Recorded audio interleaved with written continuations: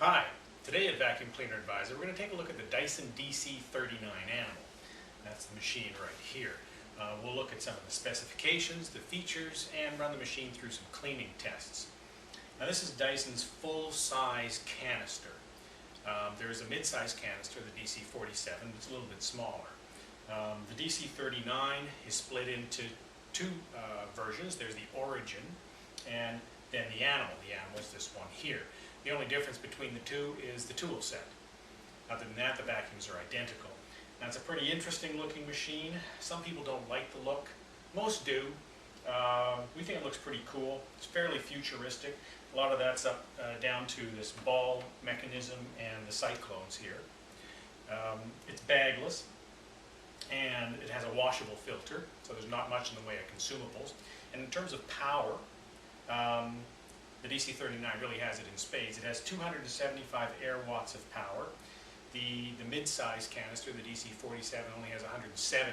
And if you want to compare that to the power of Dyson's full-size upright, the DC65, that has 245. So this thing really is something of a powerhouse. In terms of those tools, it comes with the stair tool, the DC39 Animal does. It comes with the a crevice tool and brush tool combo, and this mini turbine tool, which is good for getting into tight, narrow areas and also for doing upholstery. You get a manual with a warranty card in the back and a quick start guide. Now, the tools don't all store on board the vacuum cleaner. However, the stair tool and the combo tool do. They fit into this little tool caddy, as like so. And this tool caddy goes on, latches on to the wand, something like this. Now you can put it on however you want. You want it up here, down here, the other way around. It's up to you. It latches on like that, and that allows you to carry these two around. The mini turbine tool doesn't go anywhere on the vacuum. You have to put it away somewhere and get it if you need it. There are a few controls on the canister body itself. Here we see the dust canister release button. If you try to get this canister off without using that button, you'll frustrate yourself. So if you press this button, this comes up, then the dust canister releases quite easily. This is the power on-off button, and on this side here is the power cord auto retract button. So when you pull the power cord out of this machine, you pull it out until you see a little red line, and that tells you you're at the max. There we are. See the line there. When you're finished vacuuming and you want to retract the power cord, you simply press this button.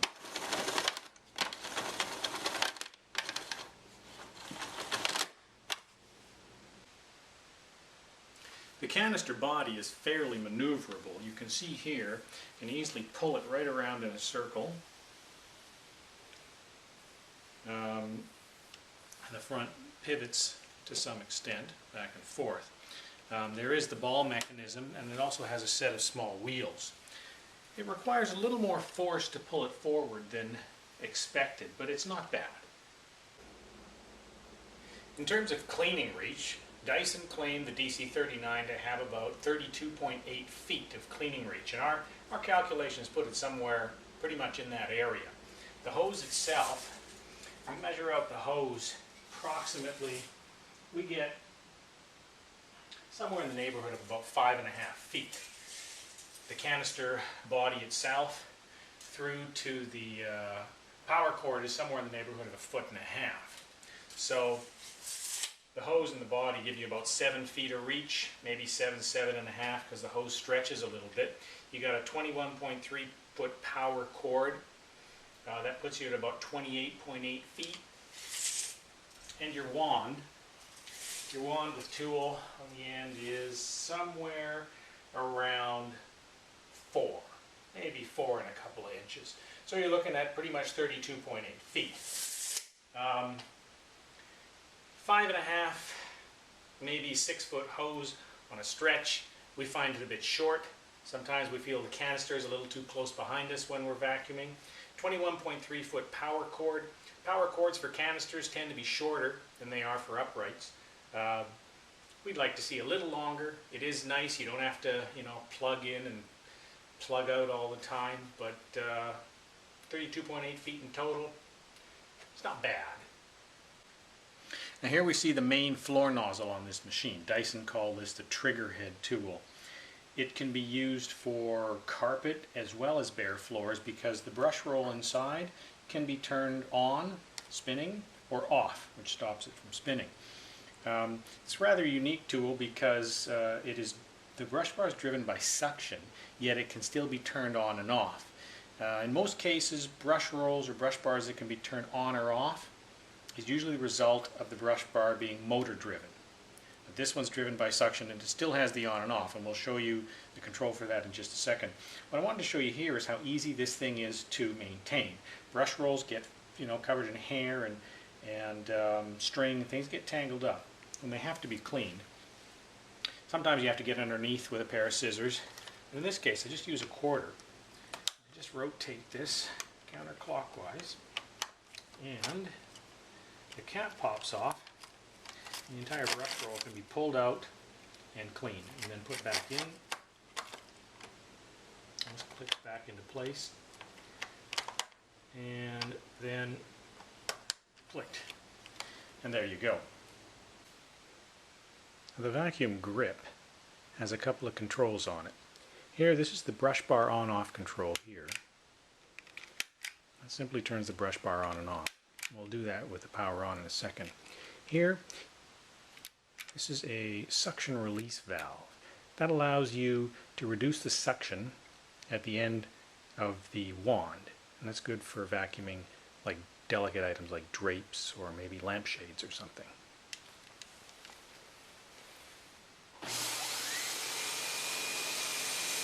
So here we have the brush bar on. That turns the brush bar off.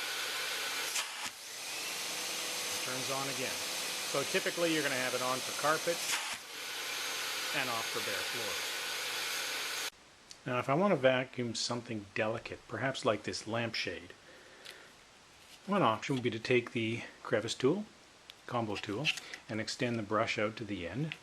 And that can be attached now directly to the end of the grip. It's one of the great things about the tools is they snap fit into place, just like that. They don't come out. It's not pushed in like friction fit. Now, if I were to turn the vacuum on now and go full suction, it might be too much for this lampshade. You can see just how strong this is. I could potentially damage the lampshade. And what I can do is use this trigger here. When that trigger is open, the suction at the end is diminished substantially.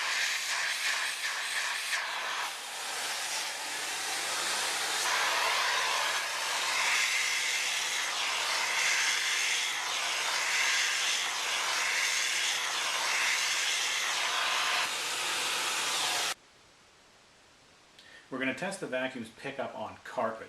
These are fine caraway seeds. We'll do this with the brush bar on. The brush bar off, the machine is actually very difficult to push on carpet, and you probably want the brush bar on carpet anyways. So let's see how it performs.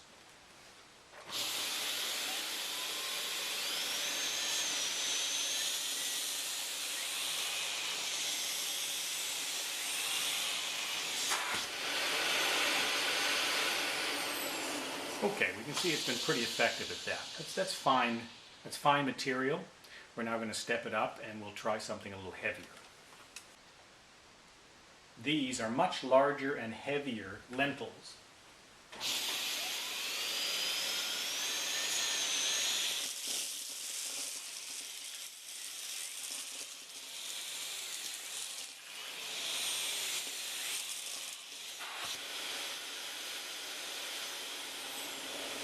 Now, one of the problems we can see here is that the heavier lentils and the larger lentils, they're not getting underneath the nozzle. There's plenty of suction in this machine and it can pick these up with no problem, but they're being pushed along because the front of the nozzle is a little low for this kind of material. This is fine white pet hair. It's been ground in. We've taken a couple of minutes to grind it in with our fingers and with our shoes. Make sure it's really ground into the carpet. We'll see how the vacuum does picking this up. We'll have the brush bar on for this test.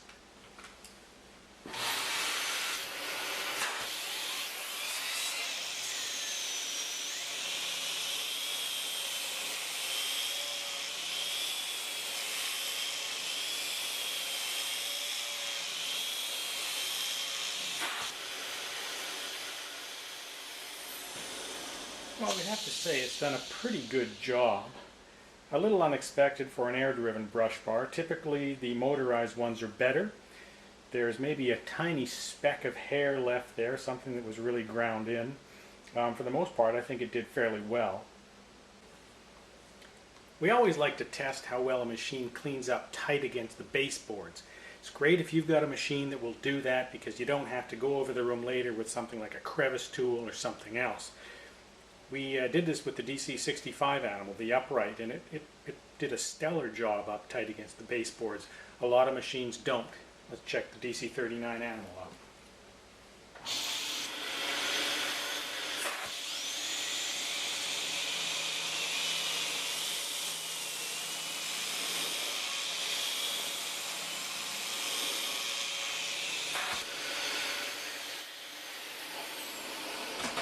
Well, surprised a little at how well that works. It did a pretty darn good job, actually. This is fine material on bare floors. You see we've got a tile surface here. We'll do this test with the brush bar off.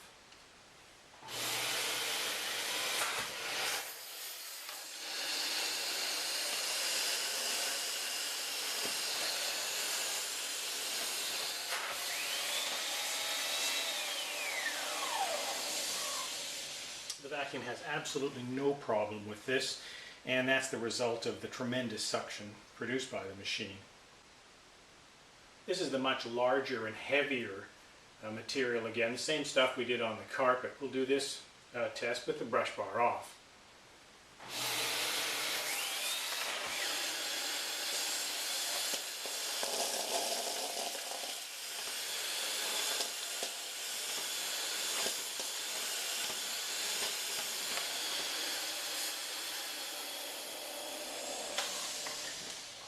Now on this surface, the nozzle has no problem getting over top of the material, and you can see the suction is more than substantial to pull even the large material up.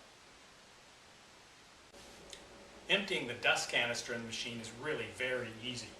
You simply press the dust canister release button on the canister body. The